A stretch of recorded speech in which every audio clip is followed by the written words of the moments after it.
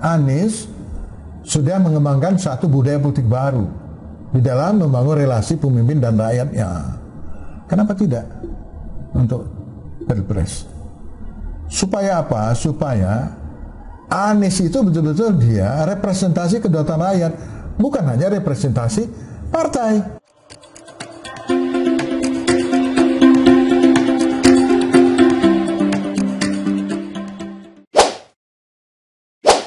Budaya politik baru ala Anies di DKI, sudah saatnya untuk membuktikan di nasional. Sejak memulai melakukan safari politik pada 4 November 2022 lalu, Anies mendapat sambutan luar biasa dari masyarakat. Mulai dari Medan, Ciamis, Yogyakarta, Aceh, Padang, Pekanbaru, Papua, Makassar, hingga terakhir dengan masa ratusan ribu rakyat Pangkep pada 11 Desember 2022 lalu. Pakar politik senior Dr. TB Masa Jafar menyambut baik antusiasme masyarakat tersebut.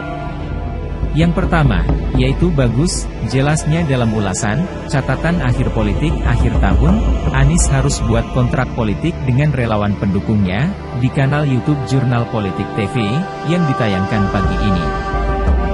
Pola komunikasi antara tokoh yang didukung dengan pendukung itu harus dibangun pada satu interaksi yang positif, dialog, saling menyelami. Nah, itu memiliki nilai-nilai edukasi, ada nilai-nilai pendidikan politik. Namun, dalam dialog yang dipandu Hadi Priyono ini dia mengingatkan, rakyat semestinya tidak sebatas mendukung dan mengeluh-elukan bakal calon presiden dari Partai Nasdem tersebut. Bukan sekedar Anies pidato di panggung, kemudian massa mengeluh-elukan, berteriak-teriak, bukan seperti itu ya. Bagaimana politik ini menjadi sehat, ketika kelompok masyarakat yang mendukung, mesti ada feedback walaupun katanya relawan. Walaupun relawan ada hak dan kewajiban. Ada dukungan, ada tuntutan. Itu logis dalam politik, ucapnya. Makanya, rakyat harus menitipkan kepada Anies berbagai persoalan yang mereka hadapi agar diatasi dan diberikan solusi kalau doktor jebolan Amerika Serikat itu nanti menjadi presiden. Karena itu menurutnya, Anies juga harus membangun dialog dan menyelami perasaan rakyat. Dan itu memiliki nilai-nilai edukasi, ada nilai-nilai pendidikan politik, papar Ketua Program Doktor Ilmu Politik Universitas Nasional ini. Bagaimana politik ini menjadi sehat? Kelompok masyarakat yang memberi dukungan itu mesti ada feedback, walaupun katanya relawan. Relawan itu bukan dalam pengertian tidak punya hak apa-apa gitu. Tidak punya hak dan kewajiban apa-apa, nggak bisa seperti itu. Ada dukungan, berarti ada tuntutan. Itu logis dalam politik. Nah, itu yang mesti dirubah. Pola komunikasi antara tokoh yang didukung dengan pendukung itu harus dibangun pada satu interaksi yang positif, dialog, saling menyelami. Nah, itu memiliki nilai-nilai edukasi, ada nilai-nilai pendidikan. Karena, katanya lagi, tradisi politik di mana rakyat hanya memberikan dukungan gratis, tidak membuat ikatan politik, akan membuat calon itu mengeksploitasi dan memanipulasi rakyat ketika sudah menjabat. Sehingga tidak heran banyak masyarakat yang menjadi kecewa. Ini kan kalau tidak ada agendanya, yang untung selalu itu brokernya. Itu justru yang sering memanipulasi. Sehingga apa yang menjadi kepentingan agenda rakyat tidak pernah ada satu ikatan apa-apa. Nah, itu yang saya kira tradisi yang tidak boleh terulang, ungkapnya. Ini kan kalau tidak ada agendanya, yang untung yang selalu itu kan yang untung tuh brokernya. Itu justru yang sering memanipulasi.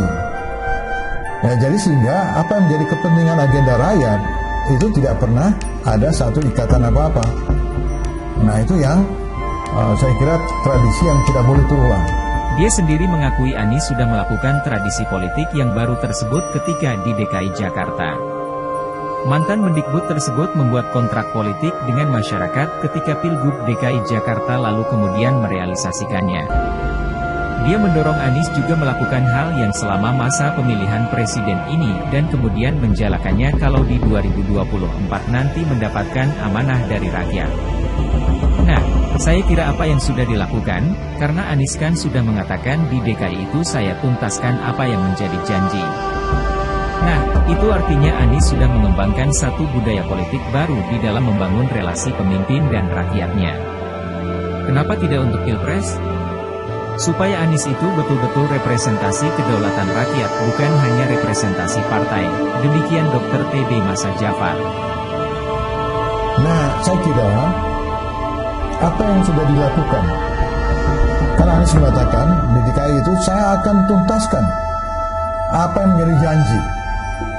Nah, itu artinya Anies sudah mengembangkan satu budaya politik baru di dalam membangun relasi pemimpin dan rakyatnya. Kenapa tidak untuk Pilpres?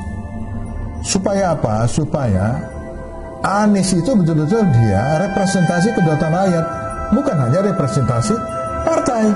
Anies sendiri dalam berbagai lawatannya ke daerah-daerah, selain berorasi di depan puluhan ribu rakyat, juga membangun dialog untuk menyerap aspirasi rakyat. Bahkan Anies menyebut kunjungannya ini adalah bagian dari belanja masalah. Bahkan Nasdem juga memiliki visi yang sama dengan Anies selaku pihak yang memfasilitasi lawatan tersebut, seperti diberitakan KBA News sebelumnya. Ketika kemudian kita ingin menyusun visi ke depan tentang Indonesia, maka hal yang paling penting yang harus kita lakukan adalah mengetahui wilayah, mendatangi wilayah, mendengarkan masyarakat. Sehingga visi itu ketika dijalankan nanti, memang adalah kepentingan masyarakat tersendiri. Nah, ini akan menjadi penting baik itu Nasdem maupun bagi Anies, jelas Wakil Ketua Umum DPP Partai Nasdem Ahmad Ali saat mendampingi Anies mengunjungi Papua. Tentunya ketika kemudian kita mau ingin menyusun visi ke depan tentang Indonesia, maka hal yang paling penting yang harus kita lakukan adalah mengetahui wilayah, mendatangi wilayah, mendengarkan masyarakat, karena visi itu menjadi tidak punya nilai kalau dia tidak berbasis dengan kepentingan masyarakat, berbasis dari pikiran-pikiran rakyat, berbasis dengan kondisi ekosistem yang ada di wilayah masing-masing sendiri. Sehingga visi itu ketika dijalankan nanti memang adalah kepentingan masyarakat itu sendiri. Nah, ini akan menjadi penting baik itu Nasdem maupun bagian Pak Anies. Diambil dari relawan Anies.id dan kbanews.com serta kanal YouTube Jurnal Politik TV 27 Desember 2022.